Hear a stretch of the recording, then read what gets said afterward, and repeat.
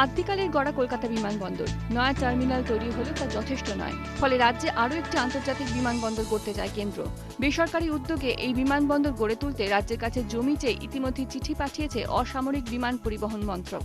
কলকাতা শহর থেকে 50 কিলোমিটারের মধ্যে নয়া বিমানবন্দর চায় কেন্দ্র।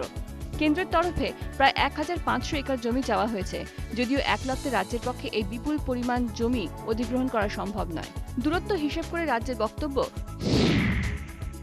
কলকাতা থেকে দূরত্ব 50 কিলোমিটার হলে 50 একর জমি এবং কলকাতা থেকে দূরত্ব 200 কিলোমিটার হলে 700 একর জমি অধিগ্রহণ করা সম্ভব। এই অবস্থায় রাজ্যের দীর্ঘদিনের আবেদনে সাড়া দিয়ে কেন্দ্র অন্ডাল বিমানবন্দরকে আন্তর্জাতিক মানে গড়ে তুলতে আগ্রহ দেখাচ্ছে। উড়ান স্কিমে নিয়ে আসা হয়েছে অন্ডালকে। এই বিমানবন্দরে বোয়িং ড্রিমলাইনার নামার ব্যবস্থাও আছে।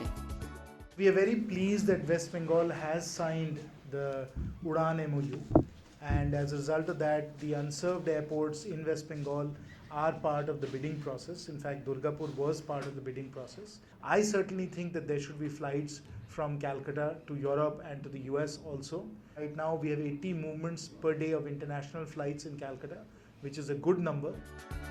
বাগডোগরা বিমানবন্দর নিয়ে অবশ্য রাজ্যের ভূমিকায় অখুশি কেন্দ্র। জমি না পাওয়ায় আন্তর্জাতিক টার্মিনাল তৈরির কাজ আটকে আছে বলে অভিযোগ জয়ন্ত সিনহার।